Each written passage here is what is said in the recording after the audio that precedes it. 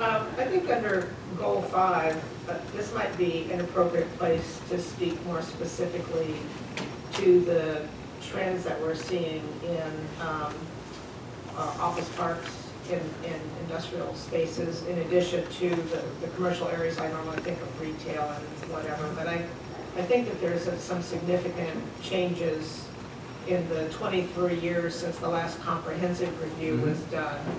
And, you know, we've been experiencing those in recent years. So I'd like to see us expand on this notion and make sure that we speak to all of the business-related types of uses that we're seeing in the... Is there anything else in particular, Linda, that you have in mind other than the example I gave, which I think is the #1 sort of change that's going out there, which is sort of reinventing these larger office parks? That's certainly the major. Because that to me is the major one, and I think, I can't think in terms of Morris Township anything that's been as prevalent as that in terms of something that has induced land use change over the intervening years. I mean, and I guess, you know. Are you seeing anything in other areas? Where are you talking about specifically? Anywhere. Oh, Anywhere in the township. of course, we have some industrial areas that are being changed, right? That- exactly. AT&T, for example, on Mount Pebble Avenue. Yeah. I mean, the other thing is that you've never traditionally had a large retail commercial core. If you think about it, you've got a number of smaller areas. And so, you know, you haven't been that affected by some of the changes and challenges that have occurred in the retail environment. It's mostly on, you have a lot of office, you have a significant office and industrial land use space to go with the predominantly residential, but, you know, you've got Speedwell Avenue, and you've got, I guess, Route, Madison Ave, I always look at Madison Ave, and then a couple little neighborhood nodes, like 3 or 3 neighborhood nodes other than that. And they've, you know, they've held up relatively well for the most part, if you think about it. And you don't see a ton of vacancies and turnover that you see in other areas. And I mean, I do work for a lot of communities with downtowns, and they've had a real hard time of it, dealing with the changeover in their retail base in the downtown area. It's tough to compete with the internet. It's tough to compete with the malls. Malls are having trouble competing with the internet. And the malls are now having issues as well. So but I think that there hasn't been sort of a, you know, geographically, you've had the retail commercial relatively contained, and my sense is it's still relatively healthy, unless I'm missing something. So. Paul or Steve, have you seen anything where office space, they're trending in other municipalities or other areas that, you know, kind of cramming more people in a building just to take advantage of that? Absolutely. And they're now, whereas the trend for years had been that the offices had too much parking, they're now looking to add parking because the square foot per employee has decreased, whereas it went through a phase where it had actually increased. But now, you know, you have open floor plans for the most part, you know, with basically everyone exposed to light, as opposed to, you know, big offices, and the workspace, you know, I mean, you're familiar with the workspace is fairly close in terms of the employees. So, and I know a number of projects where new tenants have gone in, and they're actually looking to build additional parking.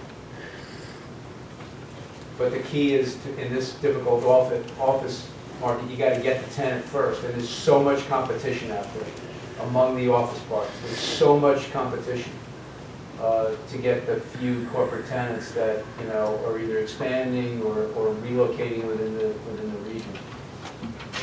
We have one of the municipalities whose land use boards I represent, they're not too far away. I'm sorry, one of the municipalities whose land use boards I represent not too far away, big corporate center, and they're building a large parking deck. So they're increasing, I they're doubling the existing parking for their employees. So obviously, what's going on internally is people are getting closer together. And he's the board attorney and my firm represents the applicant. We're talking about the same place. No, there's a different one. Really? What? You're in both? Okay. You just haven't seen him come up as a witness yet. The planner always comes last. So, now I know. But, I mean, I think that most of the pressure, as you said, Rick, has been on the office industrial as opposed to the retail. Right, so, again, to Ms. Murphy's point, I think we should, address that municipal climate in terms of the changes. Yeah, and even include some of the smaller, I mean, we have this, Madison Avenue, Mount Kimball, the area over by Langa, where you have the small office park over there. So there's several other pockets where this is, could potentially be affected in the future.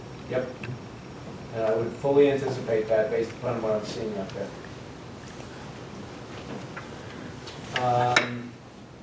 Goal 6, improvement maintenance of the existing streets that the development needed Arterial Road. I guess we addressed this a little bit, Jim, with the extension of the, Yeah, this keys into what Peter was saying, just talking about 24, and that's, the right-of-way being sold. I don't know, what other information we would put in there. I mean, obviously, there's no, new major roadways coming through anywhere. I mean, it's really individual intersection improvements and that sort of stuff. but I would think, and this is just kind of me at this point, that since traffic is always a critical issue and it doesn't seem to get any better, that, and as you recall, when we did the master plan amendment for Honeywell, we spent a lot of time with traffic and intersections, and we actually amended the circulation plan element as well as the land use plan element when we did Honeywell. So, I mean, I would anticipate that we'll address certainly circulation and potential intersections that, are congested or may need improvement, Jim, and certainly we look to you for that. So I would think that would be something that we would consider as part of this reexamination. Sure, Mr. Richardson. It would seem to me that a very, very important part of that is hopefully being able to convince DOT to open up at least 1 or 2 other exits on 287 before it comes to Morristown, to at least ameliorate some of the traffic that just comes in here. 24 was built to take the traffic off Shunpike and the old 24. Right. And now they're getting off of the Parkway to come on those back streets. And it's become almost impossible. You see the lines when they're queuing up to get off to go up to the boot. Yeah. Is there any update on the flyover at, is that, I mean, that was the big issue with Honeywell, and I know it's all a question of funding and no one has any money, but I mean, that's still something that, we would look to as something that would potentially solve the issue. So I haven't had any dealings with it, Jim, I know there's been some discussion. There actually have been some meetings, and that is advancing, not as fast as we'd like, but the county kind of handed that off to the state, and the funding being the biggest issue. But we kind of had a regional meeting, and we talked about issues. I kind of made the point that I'm not a big fan of the flyover. I feel like it's kind of a Band-Aid on a, kind of a gaping wound. And that the issue the state really needs to look at, and I've been stressing that with them, and some of the other municipalities are kind of jumping on board with that, maybe we need to look at that stretch between the Short Hills Mall and Columbia Road, that there needs to be some other, entrance or exit points onto 24, so it's all not getting funneled through that Park Columbia intersection.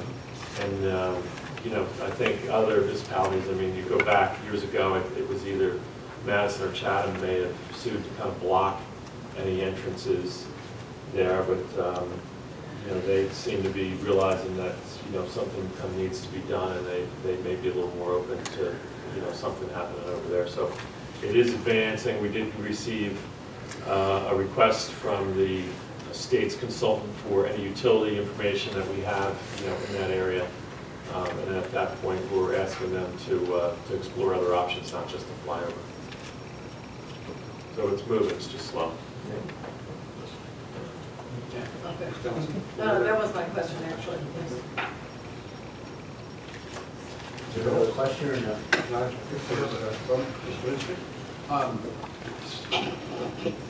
We've gone through about 5 or 6 of these goals, and in each one, it seems that there is need of updating of language.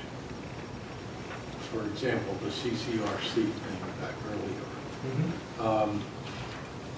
Who does that? Should there be a subcommittee? Does this TCC do that in order to make this more current?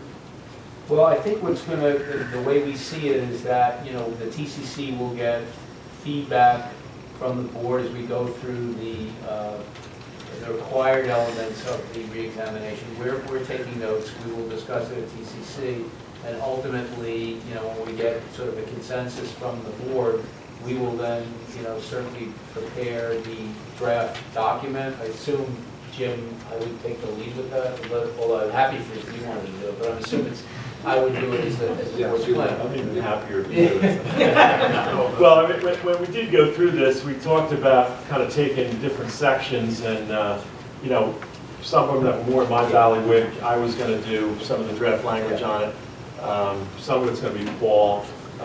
You know, some of it is going to be some of these other committees, you know, such as Open Space and Environmental Commission, and you're getting feedback from them. So, you know, it's going to be kind of a group effort, but I think for the most part, the TCC is going to pull that language together in a draft document. You know, cleaning up all this, there's a lot of old stuff. And it's submitted as draft, and we'll all have opportunities to edit it and Okay. edit our language.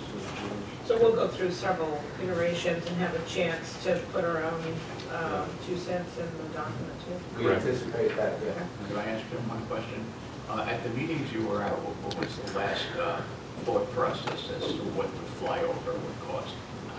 Initially, it was about $20 million. It's got to be. Well, it started at 10 million, then it went to 20 million. Yeah. And now, And, you know, it's, the last number that I was hearing was 20+ million. So, Mr. Phillips, is that it for the goals? Because I have actually a suggestion maybe on. That seems to be it for the goals. We're in a section